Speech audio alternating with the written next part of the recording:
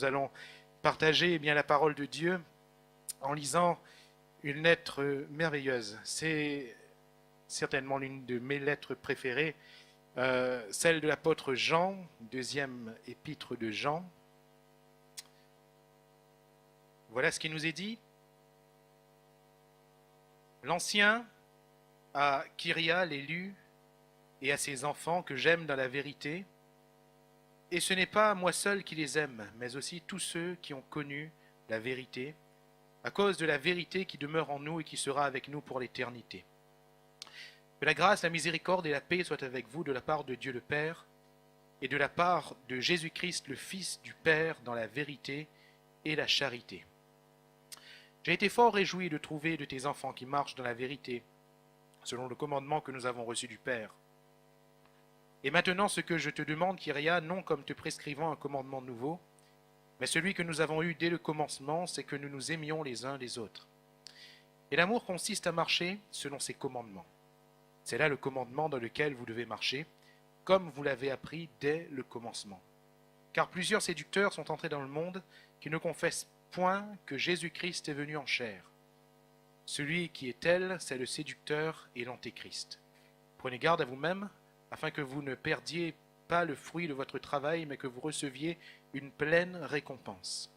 Quiconque va plus loin et ne demeure pas dans la doctrine de Christ n'a point Dieu.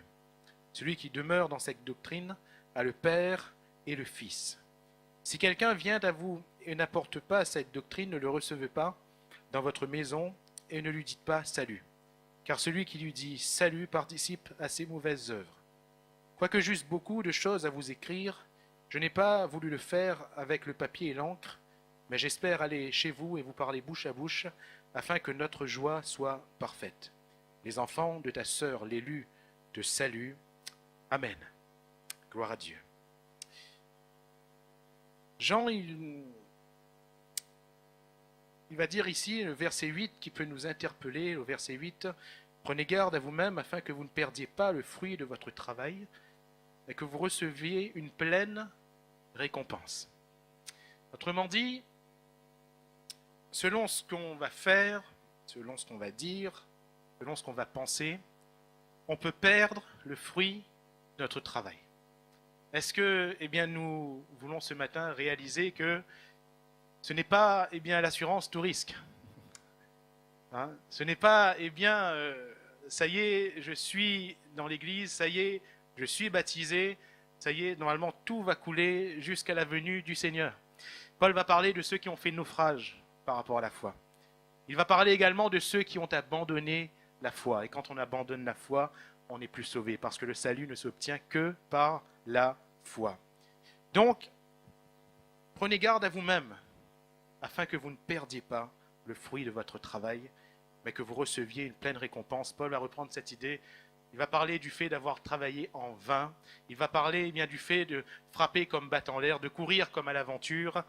Mais mes frères et mes sœurs, nous devons être efficaces, afin que notre travail ne soit pas vain, mais qu'au contraire, il porte du fruit. Et que notre récompense, j'aime bien cette expression, soit pleine. Alléluia. Qu'elle soit pleine. Paul va parler de ceux qui seront sauvés comme au travers du feu, c'est-à-dire juste la moyenne, 10 sur 20. Comme au travers du feu, on ne pas juste la porte du salut. Et de ceux qui recevront une récompense, une pleine récompense dans le ciel, parce qu'ils n'auront pas travaillé en vain. Leur matériau n'aura pas été seulement le chaume, le foin, la paille. Parfois il en faut un petit peu. Mais les matériaux qui restent sont l'or, l'argent, les pierres précieuses, et c'est ce avec quoi nous voulons travailler. Alléluia. Qui peut perdre le fruit de son travail? Suivant cette lettre que Jean va écrire, ce sont ceux qui ont une fausse conception de l'Église. Ce sont ceux qui n'ont pas compris, qui n'ont pas saisi et qui n'œuvrent pas dans le juste sens de l'Église. Et ce matin, j'aimerais, au travers de cette lettre, voir avec vous l'Église et ses bases. L'Église et ses bases. Toujours est-il que l'histoire nous rapporte ici, non pas dans la Bible elle-même, mais les érudits qui ont travaillé, qui ont étudié, qui ont cherché, nous montre que cette lettre de Jean a été écrite à la toute fin de sa vie.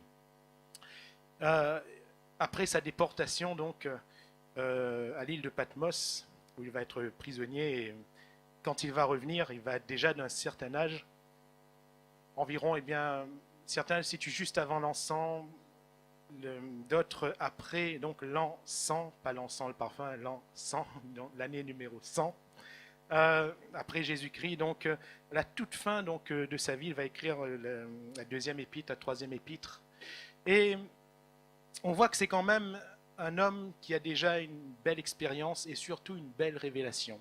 Le livre de l'Apocalypse, la lettre de l'Apocalypse a été écrite avant.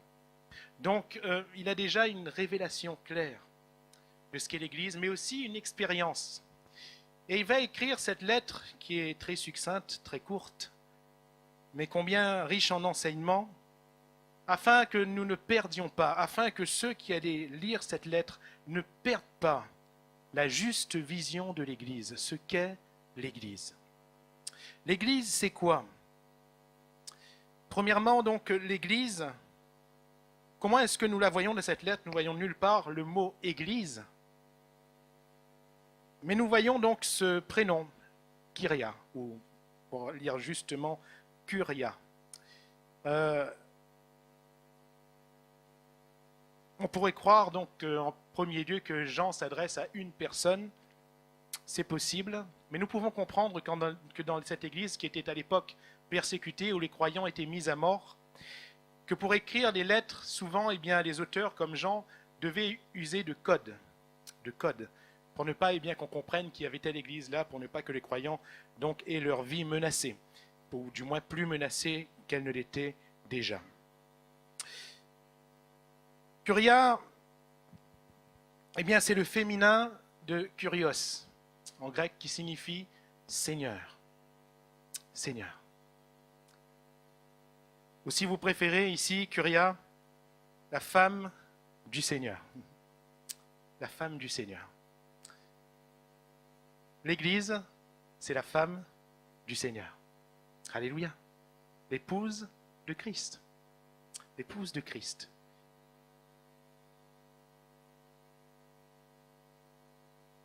L'Ancien à Curia l'élu et à ses enfants, comprenant que Jean s'adresse à une église et donc aux membres de cette église.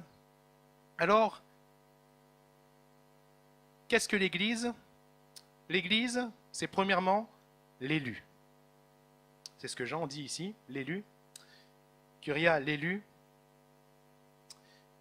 L'assemblée universelle de ceux que Dieu a choisis, parlons ici d'élection, pour le salut. Alléluia. Pour le salut. De par le monde, il y a des hommes, des femmes qui ont été choisis de Dieu pour le salut. Et de par le monde, ces hommes et ces femmes ne constituent qu'une entité, c'est l'Église. Alléluia. C'est l'Église. Dieu dans sa préscience, nous l'avons vu vendredi, Dieu dans sa préscience nous a choisis, afin que nous soyons l'Église du Dieu vivant. Il vous a choisi, il m'a choisi.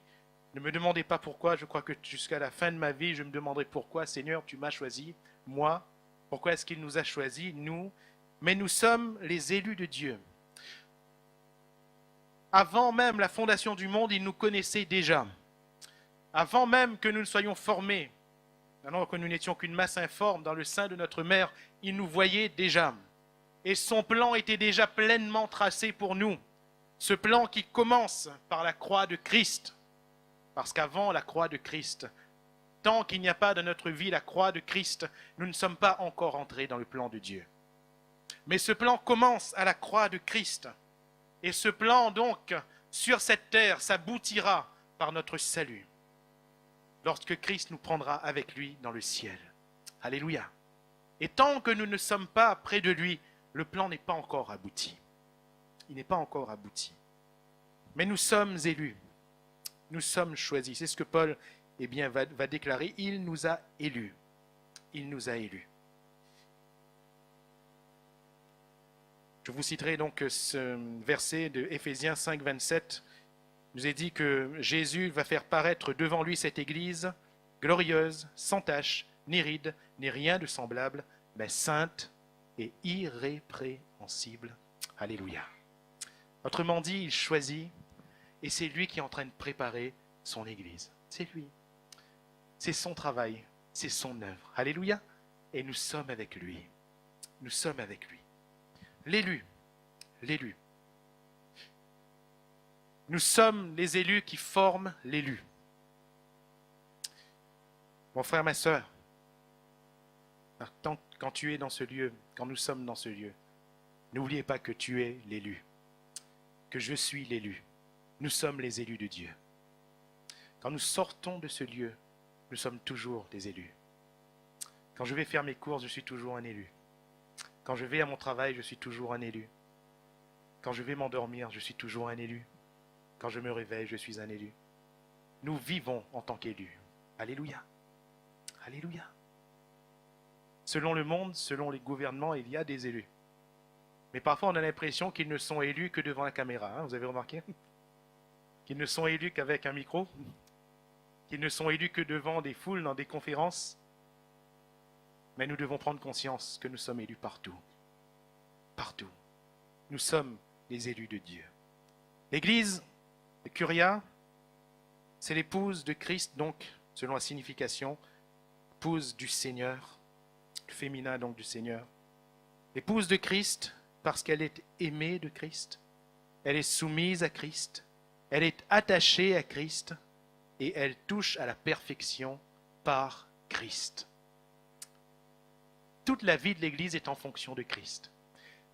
Aussi, Paul va dire aux Éphésiens, donc je reviens à ce verset, au contexte de ce verset que je viens de citer, donc verset 25, Marie, aimez vos femmes, comme Christ a aimé l'Église et s'est livré lui-même pour elle. Voyez, Jésus a aimé l'Église. Alléluia. Nous connaissons tous donc Jean 3,16, car Dieu a tant aimé le monde. Mais ici, il nous est dit que Jésus a aimé l'Église. Alléluia. En tant qu'Église, nous sommes aimés de Christ. Il a aimé l'Église, il s'est livré lui-même pour elle. Pour qui Jésus est mort? On va dire pour les pécheurs, on a raison. On va dire pour ceux qui croiraient en lui, on a raison. Mais dans l'absolu, il est mort pour l'Église. C'est facile à comprendre. Comme Dieu sait déjà ceux qui lui appartiennent. Comme il le sait déjà. Non pas que... Vous savez, on avait ce débat, j'étais en train de discuter de cela il n'y a pas très longtemps, cette semaine même, avec quelques jeunes de l'église de Saint-André, quelques jeunes qui sont braves, qui étudient leur Bible. Et ils me posaient la question, vous savez, sur Judas. Et ils disaient, mais pourquoi s'il savait d'avance que c'était Judas qui allait le livrer, pourquoi est-ce qu'il l'a pris?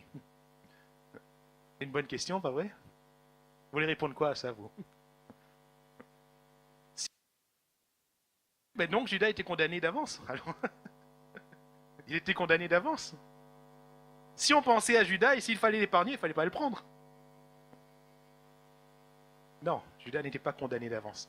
Comprenez bien, il y a une différence entre la préscience de Dieu et le fait que Dieu force les gens. Dieu ne force jamais personne. Mais il sait d'avance ce que l'on va faire. Il sait d'avance le choix qu'on va faire. Et c'est pour cela que c'est parce qu'il sait d'avance qu'il nous choisit. Parce qu'il sait qu'on va le choisir. Alléluia. Judas était entièrement libre. Il pouvait choisir de ne pas voler ce qui était dans la caisse. Mais malheureusement, il a choisi de le faire. Il pouvait choisir de ne pas livrer Jésus. Mais malheureusement, c'est ce qu'il va faire. Et dans cette maison, la chambre haute de cette maison, lors de ce dernier dîner, alors que Judas s'enfonçait dans le mal, il était déjà allé voir donc les principaux religieux pour convenir avec eux du prix pour qu'ils leur livrent Jésus. Dans cette maison, alors qu'ils sont en train de partager cette scène, Jésus, qu'est-ce qu'il fait? Il prend un morceau de pain, il le trempe et il le donne à qui? À qui? Judas. À Judas. Je me suis toujours posé la question, mais ça veut dire quoi ça? Pourquoi est-ce qu'il choisit? Et il dit aux disciples, c'est celui à qui je donnerai le morceau trempé. Pourquoi est-ce qu'il choisit ce mode-là? Il aurait pu simplement dire, c'est lui. Mais vous voyez, quand on pointe du doigt, on accuse. Jésus a choisi un autre geste, qui est bien d'une autre importance. Il prend le morceau de pain, il le trempe et il donne. Dans la culture juive de l'époque, quand on est à un repas, et particulièrement dans ce repas qui est important pour les Juifs, la scène de Pâques, vous savez, on prend le morceau de pain, on le trempe, et vous savez, on le donne à l'invité le plus important de la maison, à celui que l'on veut honorer. C'est à lui qu'on donne le morceau trempé. Alors vous comprenez que Jésus a tendu à Judas une dernière grâce. C'est comme si qu'il disait à Judas, tu es l'invité le plus important. Autour de cette table, à ce moment précis, pour moi, tu es le plus important, Judas. C'est comme si qu'il disait à Judas, ne fais pas ça. Ne fais pas ça, car tu as de l'importance à mes yeux. Mais voyons que Judas, parce que le Seigneur connaît nos cœurs, voyons que Judas s'était fermé. Il va dire, ce que tu as à faire, fais-le promptement. Fais-le promptement. Et à ce moment-là, Satan entra en Judas. C'était trop tard. C'était trop tard. Il avait sauté la limite. Effectivement, afin que ce qui avait été dit d'avance s'accomplisse. Mais comprenez que ce n'est pas fatal. Ce n'est pas parce que ça a été dit d'avance, surtout quand cela concerne le mal, qu'on est obligé de sauter dedans. Non, on a toujours le choix. Toujours le choix. Mais Dieu sait d'avance sa préscience. Alléluia. Et c'est pour cela qu'il nous a élus. Il nous a choisis parce qu'il savait d'avance ceux qui allaient croire en lui. En regardant le monde, il sait d'avance qui va croire en lui.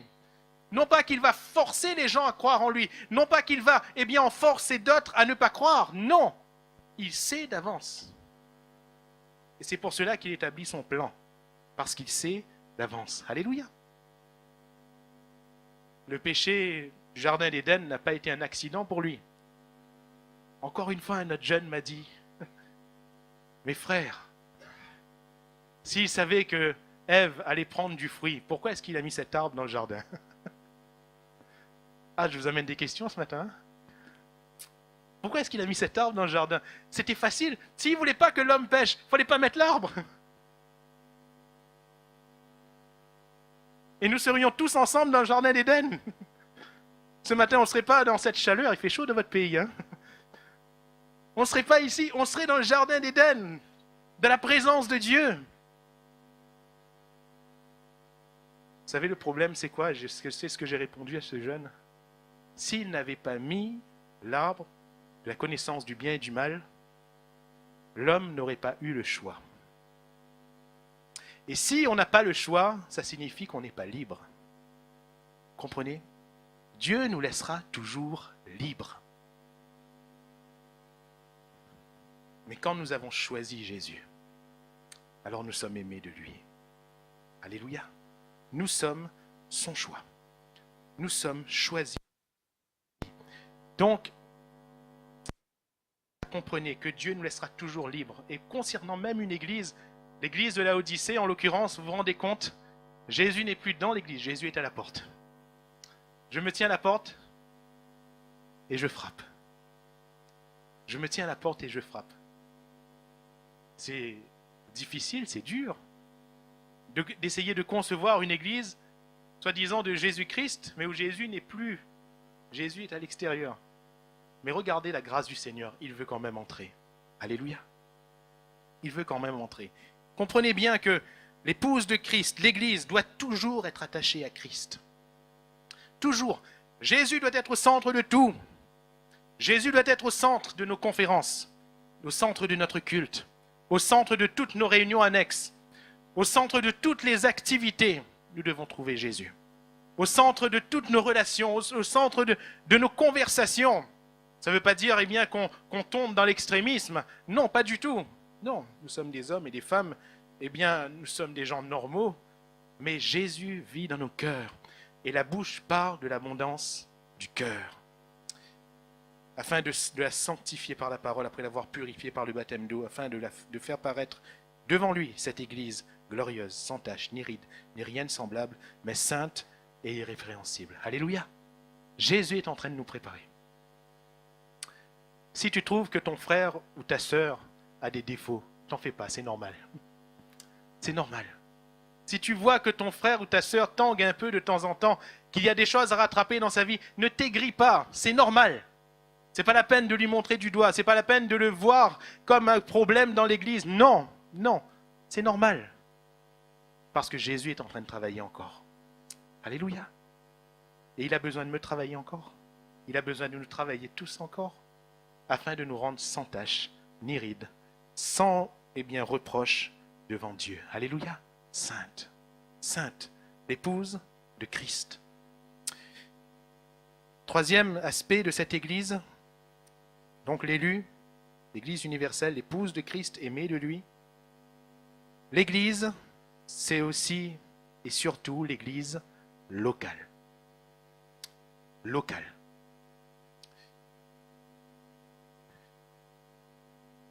Je vous ramène un instant donc à cette lettre. Jean, il commence cette lettre en disant « L'ancien à Kyria, l'élu ».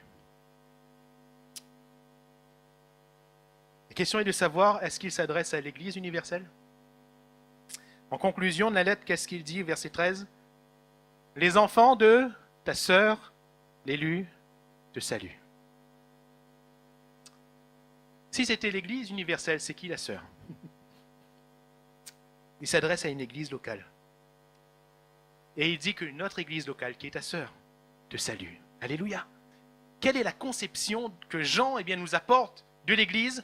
Nous ne devons pas penser à l'Église sous le plan universel de notre conception. Non. Bien sûr que si, dans le sens où on prie pour elle, dans le sens où on arrive dans un autre pays, on va à l'église, dans le sens où on prie pour des églises persécutées de par le monde, même au niveau de la Réunion. Mais l'église, c'est mon église locale. C'est l'église locale. Je t'écris à toi, Kyria, toi l'élu, sache que ta sœur, l'élu, te salue. Si on reste toujours donc dans la pensée du temps de cette église persécutée, la pensée que les auteurs utilisaient des codes, on comprend bien que c'était une assemblée qui saluait une autre assemblée. C'est également ce que Jésus a voulu inculquer à ses disciples. Bien sûr, l'Église sous le plan universel, mais aussi sur le plan local. C'est pour cela qu'il va choisir ce mot « Église », « ecclésia » en grec. Ecclésia, c'était un terme qui était déjà employé dans la vie civile grecque. Ce n'était pas un terme que Jésus inventait, que Jésus innovait. Et l'ecclésia, dans la vie civile, c'était les hommes et les femmes, des citoyens, parfois des principaux, des citoyens, ça pouvait être des anciens de la ville, qui se réunissaient et qui décidaient donc des lois ou d'un fait sur lequel il fallait statuer, mais c'était une assemblée de personnes physiques. Physiques. Et Jésus va dire, je bâtirai mon ecclésia. Alléluia. Je bâtirai mon église, assemblée de personnes physiques. Bien sûr que nous prions pour les chrétiens de par le monde, les serviteurs de Dieu de par le monde. Mais ce matin, c'est vous que je vois. Alléluia. Votre frère, votre sœur, c'est celui qui est à votre droite, à votre gauche, devant, derrière. Ce ne sont pas ceux que vous ne voyez pas et que vous imaginez. Non. Mon église, c'est vous. Nous sommes membres les uns des autres. Nous nous voyons les uns les autres. Nous nous aidons les uns les autres. C'était déjà un problème à l'époque. L'auteur de l'Épître aux Hébreux va dire, chapitre 10, verset 25, « N'abandonnons pas notre assemblée. » Regardez ce qu'il ajoute. « Comme c'est la coutume de quelques-uns. » Comme c'est la coutume de quelques-uns. Je ne voudrais pas, ce matin, commencer en vous laissant déjà un sentiment amer. Ça va être mauvais pour moi après. Mais j'aimerais quand même vous dire, et pardonnez-moi si ça ne vous plaît pas trop. Mais un chrétien qui papillonne d'une église à une autre, d'une église à une autre, d'une église à une autre, d'une église à une autre, juste par envie, a beaucoup de choses à se remettre en question. Je ne dis pas que ce n'est pas un chrétien, c'est pas moi qui juge, c'est le Seigneur. Mais il a des choses à revoir dans sa vie. N'abandonnons pas notre assemblée locale. Je ne suis pas en train, en disant cela, de juger, de pointer du doigt peut-être quelqu'un qui s'est attaché à cette église locale-là parce que il y avait une raison qui a fait que. Ce n'est pas ce que je suis en train de dire. Mais ce que je veux te dire à toi ce matin, mon frère, ma sœur, ton église locale est là. Alléluia. À moins que le Seigneur, par une obligation qu'il va amener dans ta vie, il t'amène à aller ailleurs. Ton église locale, elle est là. À moins que dans un temps de retraite, de vacances, où tu peux être invité par la famille ailleurs, je ne sais pas. Mais ton église locale, elle est là. Daniel était déporté à Babylone, mais 3 fois par jour. Vous allez me dire, il priait. Oui, mais avant de commencer à prier, il faisait quoi? Il ouvrait ses fenêtres en direction de Jérusalem. Parce que ce ne sont pas seulement ses fenêtres qui étaient en direction de Jérusalem, mais son cœur était en direction de son peuple. Et n'allez pas croire, nous allons voir tout à l'heure, parce que les gens en parlent. Ceux qui disent, non, l'église, c'est tout le monde. Non. Non. L'église, ce n'est pas tout le monde. Parce que nous n'avons pas la juste définition du tout le monde. Dieu, lui, oui. Nous, non. Non. L'église, c'est notre église locale. Alléluia. Et Dieu, au travers de cette épître, il nous rappelle donc 2 bases que j'aimerais voir avec vous. 2 bases primordiales donc de l'église. Jean, dans son introduction, il va dire donc ici,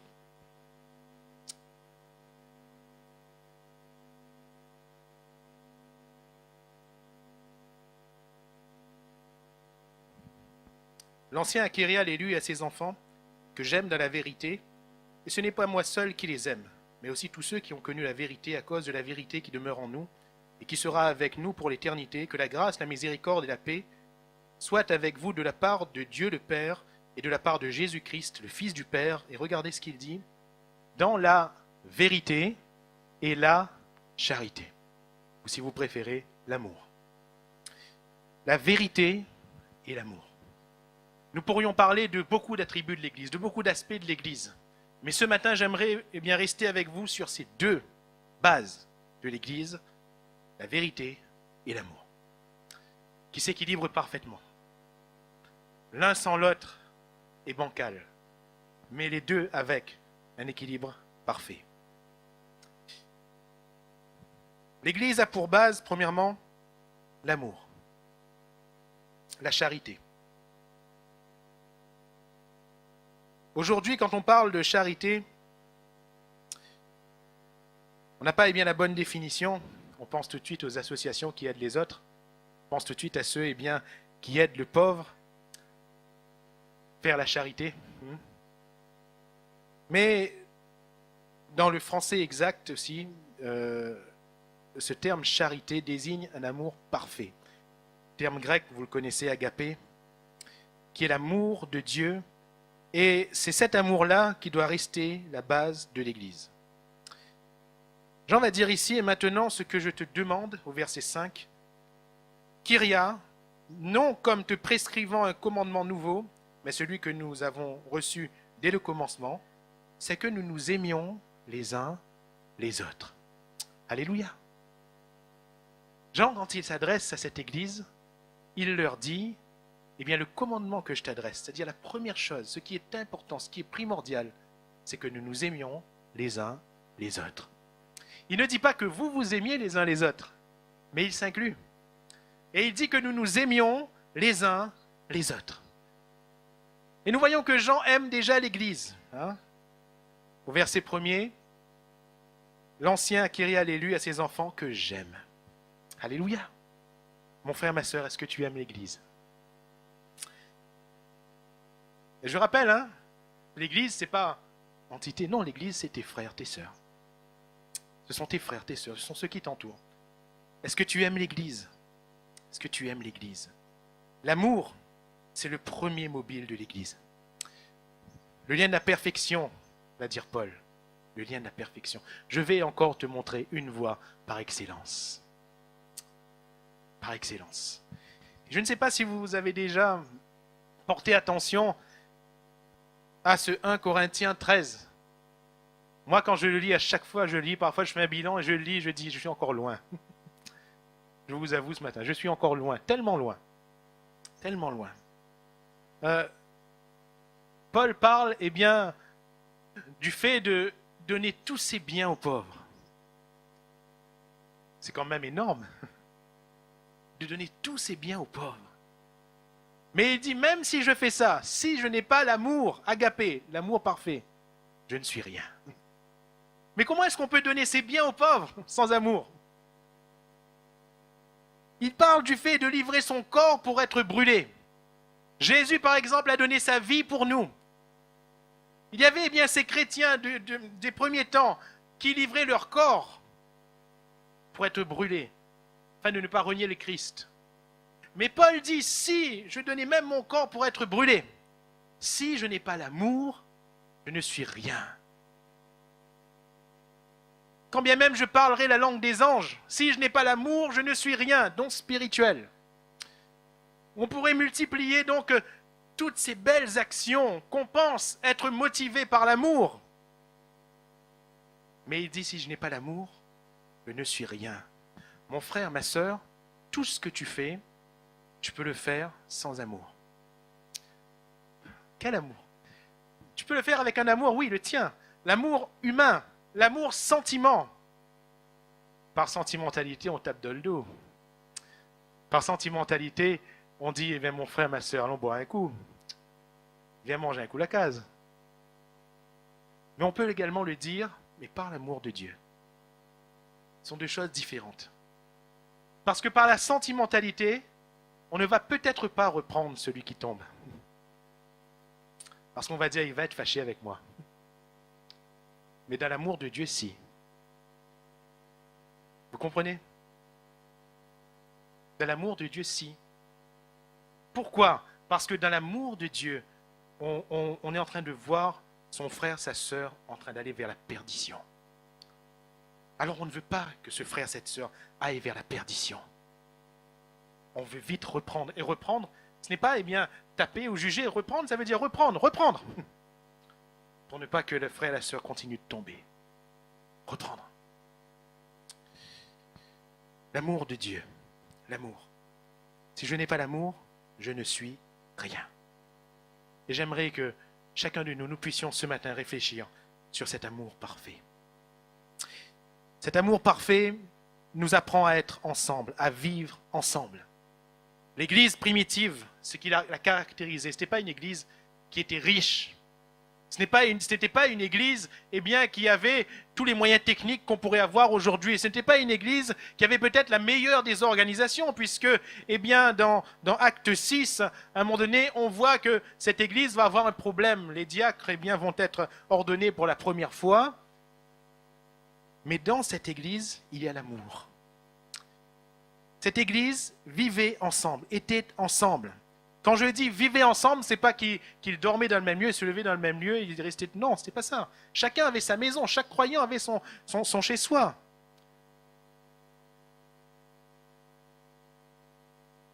Mais leur cœur les amenait toujours à se retrouver encore et encore.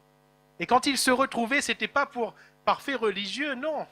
Ce n'était pas pour honorer eh bien, le fait religieux de dire Jésus nous a... Non, ils s'aimaient. Ils aimaient se retrouver ensemble.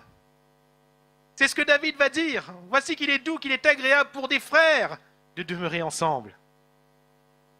Ils allaient à l'église parce qu'ils allaient retrouver leurs frères et leurs sœurs. Parce qu'ils aimaient. Alléluia. Et le mari disait à sa femme, oh, je suis content, nous allons aller à l'église parce qu'on va voir tel frère, telle sœur, tel frère, telle sœur. Alléluia. J'ai hâte de les revoir. Est-ce que tu viens à l'église pour tes frères et tes sœurs? Dans Acte 2, verset 44, tous ceux qui croyaient étaient dans le même lieu et ils avaient tout en commun. Alléluia. Ils étaient ensemble. Ensemble. La Bible nous dit que Pierre et Jean, à l'heure de la prière, ils montaient ensemble. La Bible aurait pu dire Pierre et Jean montaient. Mais le texte nous rajoute ensemble, parce que dans le texte littéral, nous montre qu'ils étaient en accord pour aller. Alléluia. Ils s'aimaient. Ils s'aimaient. L'Église était ensemble. L'Église primitive. Les croyants de l'Église primitive s'entraidaient. Acte 2, 45. Ils vendaient leurs propriétés et leurs biens, et ils en partageaient le produit entre tous, selon les besoins de chacun. Alléluia. Il faut beaucoup aimer son frère, sa sœur, pour dire, moi j'ai trop, je vais en vendre un peu pour lui donner. Parce que lui ou elle, il ou elle n'a rien. À l'époque, ceux qui étaient pauvres, ils n'avaient pas le RMI, pardon, c'est quoi aujourd'hui? C'est le RSA, c'est ça? Oui. Il y a tellement d'appellations, mais c'est la même chose. Hein, c'est la même chose. Ils n'avaient pas de la part de l'Empire romain de l'époque d'un petit quelque chose pour s'en sortir. Il n'y avait rien. Celui qui n'avait rien n'avait absolument rien. C'est pour cela que ceux qui en avaient de trop, ils donnaient aux autres. C'est un peu ce que Jacques, il va rappeler. Il va dire, toi, tu as la foi sans les œuvres. Mais moi, je vais te montrer ma foi par mes œuvres. Il va dire, mais lequel d'entre vous, s'il voit un frère qui n'a pas de quoi manger, il dit, va, que Dieu te bénisse. Que Dieu te bénisse. Et s'il ne lui donne même pas de quoi manger, lequel d'entre vous, s'il a un frère qui a froid, qui n'a pas de quoi se couvrir, lui dira, Dieu te bénisse, et ne lui donne même pas de quoi se couvrir. C'est vrai que nous avons très vite à la bouche que Dieu te bénisse, pas vrai? Mais est-ce qu'on connaît les besoins de notre frère, de notre sœur? Il y avait cet homme, je ne sais plus si c'était au 19e siècle ou dans le 20e siècle, qui, dans le froid de l'hiver en Grande-Bretagne, va trouver une petite fille qui grelottait. Il y avait de la neige qui grelottait. Là, près d'un pont qui grelottait. Et cet homme s'approche et il dit à cette petite fille, « Mais qu'est-ce que tu fais là ?» Et cette petite fille qui grelottait va dire, « J'attends Dieu. » Alors cet homme va dire, « Comment ça tu attends Dieu? Comment ?» Et cette petite fille va dire, « Ma maman vient de mourir. Et avant de mourir, elle m'a dit, ne t'en fais pas. Dieu va venir et il va prendre soin de toi. » Alors, cet homme va être touché, ému de compassion dans son cœur. Il va regarder cette petite fille, il va la prendre par la main et va lui dire, « Ça y est, Dieu est arrivé. Viens avec moi. » Cet homme ensuite va ouvrir un orphelinat. Et il va faire une œuvre merveilleuse. Est-ce que vous comprenez que Dieu agit par nous, par notre amour vis-à-vis de notre prochain? Que Dieu te bénisse. Parfois c'est gratuit. Mais est-ce que nous sommes prêts à nous bouger? Est-ce que nous sommes prêts à faire un effort vis-à-vis de notre frère, de notre sœur qui est dans le besoin? S'entraider. La multitude de ceux qui avaient cru n'était qu'un cœur, qu'une âme. Nul ne disait que ses biens lui appartenaient en propre. Mais tout était en commun entre eux. Ils s'aimaient et ils s'entraidaient. Est-ce que nous voulons être l'Église qui partage l'amour de Dieu? Jésus va dire, si vous vous aimez les uns les autres, alors le monde croira. Alléluia. Si vous vous aimez les uns les autres, le monde croira. Pourquoi? Parce que quand quelqu'un va venir, il va être touché par l'amour. L'amour touche toujours. Toujours. L'amour parfait. Nous ne pouvons pas aimer de l'amour de Dieu. Si nous essayons d'aimer par nous-mêmes, ce sera toujours par notre sentimentalité. pour cela que la Bible nous dit que l'amour de Dieu est déversé dans nos cœurs par le Saint-Esprit. Alléluia. Que ce matin, l'Esprit de Dieu déverse dans nos cœurs l'amour, parce que nous sommes l'Église de Dieu. L'amour, mais pas seulement. Parce que si c'est seulement l'amour, on va tout accepter. Or, l'amour parfait, 1 Corinthiens 13 nous dit ceci, que l'amour ne se réjouit point de l'injustice, mais il se réjouit de la vérité. Alléluia. Base de l'Église, amour et vérité. Voyez ce terme vérité, venir et revenir, dans la deuxième épître de Jean. La vérité, c'est quoi? Jean va l'assimiler au commandement. Jésus va dire en Jean 17, l'évangile de Jean, chapitre 17, donc cette merveilleuse prière de Jésus, « Ta parole est la vérité ». La vérité que nous voulons entendre, que nous voulons voir, que nous voulons pratiquer dans l'Église, c'est la parole de Dieu. La parole de Dieu. Nous ne voulons pas d'autre chose que la parole de Dieu. Jean va dire, Kyria l'élu, que j'aime, oui, mais dans la vérité. Dans la vérité, pas en dehors. L'amour n'est pas hors de la vérité, et la vérité ne doit pas être hors de l'amour. Si on ne prend que la vérité, on va couper, on va casser, pour ajouter l'amour. Si on ne prend que l'amour, on va dire oui, amen à tout, pour ajouter la vérité.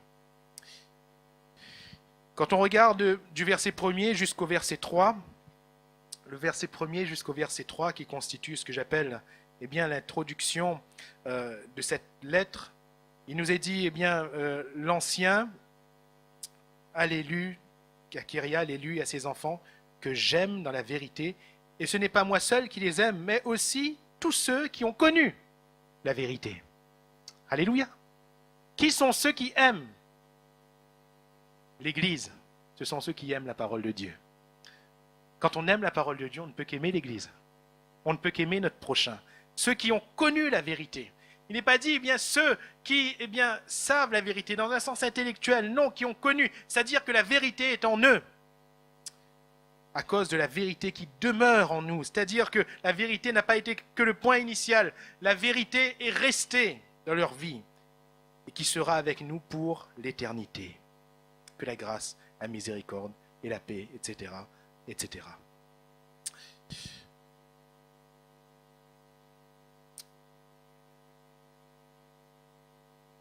L'amour consiste à marcher selon ses commandements, nous dit le verset 6. C'est très important. L'amour consiste à marcher selon ses commandements et pas autrement. L'amour, ce n'est pas le sentiment, bon sentiment que j'ai seulement en moi. Non, c'est le fait de marcher selon ses commandements. 1 Timothée 3,15 nous dit ceci, afin que tu saches, si je tarde, comment il faut se conduire dans la maison de Dieu, qui est l'église du Dieu vivant, la colonne et l'appui de la vérité. La colonne et l'appui de la vérité. La Bible nous dit que, et c'est Paul qui va dire, que Jean, Céphas, Pierre et Jacques, qui était le frère de Jésus, étaient regardés comme des colonnes. Dans cette église de Jérusalem, ils étaient regardés comme des colonnes. C'est-à-dire de ceux qui étaient les principaux, les plus importants concernant les ministères de cette église de Jérusalem. Et ici, il nous est dit que l'église est la colonne et l'appui de la vérité. Alléluia. C'est-à-dire que l'église va toujours dispenser la parole de Dieu. L'église va être toujours gardienne de la parole de Dieu. L'église va être toujours le cœur dans lequel sera la parole de Dieu. Quiconque va plus loin, c'est ce que Jean dit ici au verset 9, et ne demeure pas dans la doctrine de Christ, n'a point Dieu. Celui qui demeure dans cette doctrine a le Père et le Fils. C'est quand même important.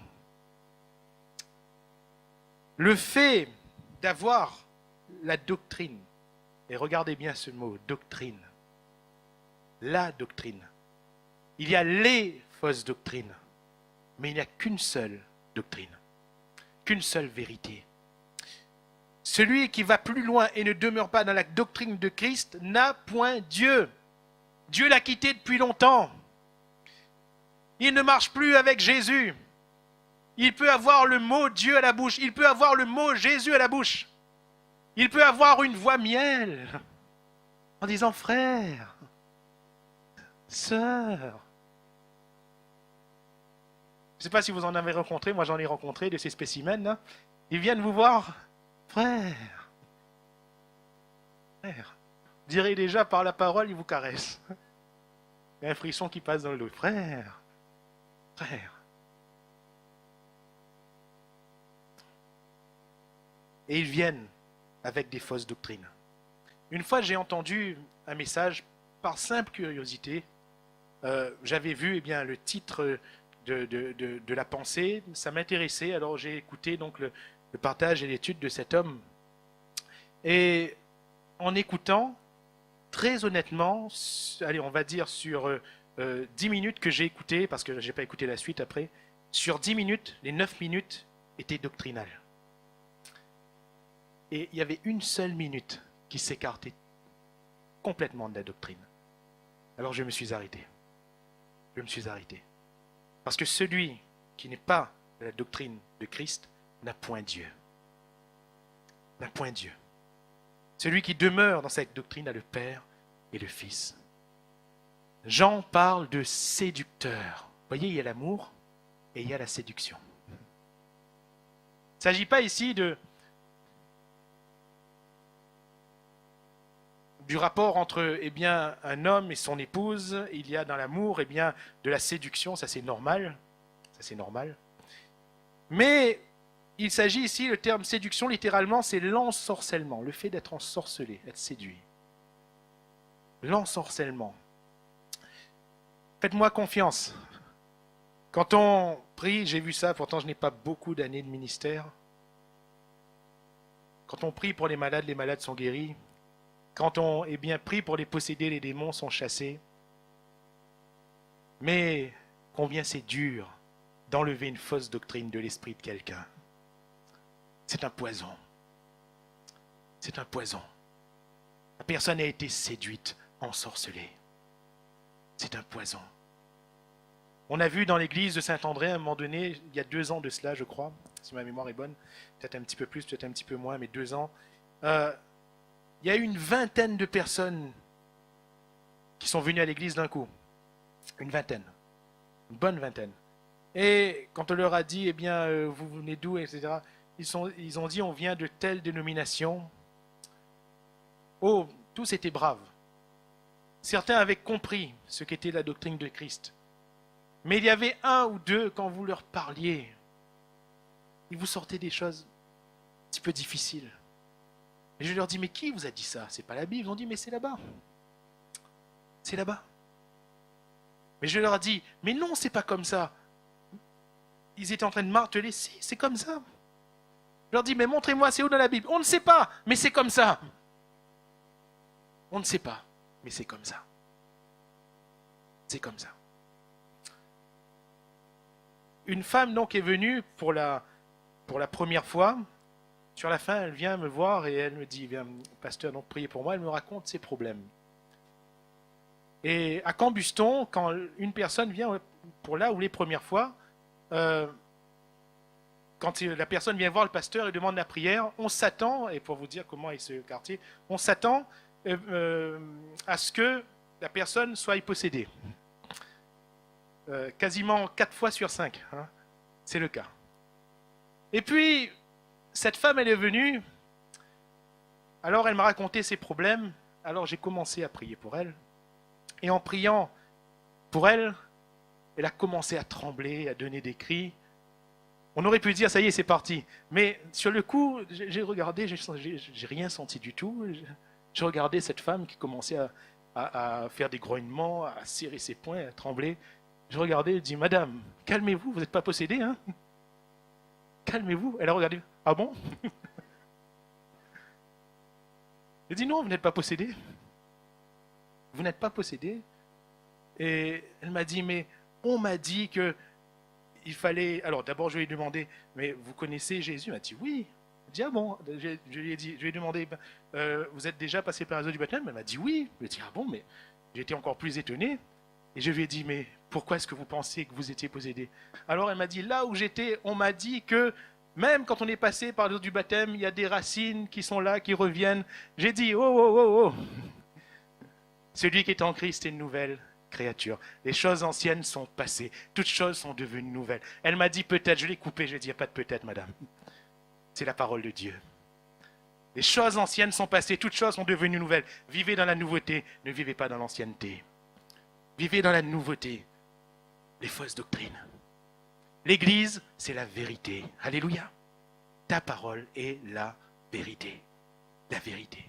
Mon frère, ma sœur, sois un homme, une femme de la vérité. Que nous soyons en contact de la parole de Dieu, que la parole de Dieu guide notre vie. Et s'il y a des choses qu'on a besoin de demander à Dieu, venons à sa parole. Il saura toujours nous parler. Alors j'aimerais conclure, avant que l'on puisse prier, et vous dire simplement, mes frères et mes sœurs, ce matin, l'orientation de l'Église, elle est très simple, elle n'a pas changé, elle ne changera pas. C'est l'Église du Dieu vivant, l'épouse de Christ, Curia, notre Église locale,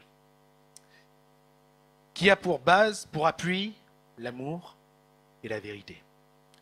Dans tout ce que je fais, dans l'Église et en dehors de l'Église, ces bases doivent revenir. L'amour, la vérité. Est-ce que dans ce que je dis, il y a l'appui de l'amour et de la vérité? Est-ce que dans ce que je fais, il y a l'appui de l'amour, de la vérité? Est-ce que dans ce que je pense? Parce que Dieu voit mes pensées. Est-ce qu'il y a l'appui de l'amour, de la vérité? Il m'est arrivé dans des conversations avec des chrétiens où dans mon cœur je disais Seigneur, pardonne, pardonne, pardonne, pardonne. Parce que dans le propos qui était dit, il n'y avait pas l'amour et la vérité. Il m'est arrivé moi-même, quand j'ai dit une parole qui est allée trop vite, je disais récemment, quand on a lancé une parole, on ne peut plus rattraper, c'est trop tard. Alors j'ai dit Seigneur, pardonne, pardonne-moi, pardonne-moi. Parce qu'il n'y avait pas l'amour ou la vérité. Mes frères et mes sœurs, que Dieu vous bénisse, que Dieu nous bénisse. Nous sommes une église parce que nous sommes ensemble. Nous sommes une église parce que nous travaillons avec le Seigneur et pour le Seigneur. Nous sommes une église parce que, la parole de Dieu régit toutes choses. Et nous voulons pleinement nous attendre à lui. Alléluia.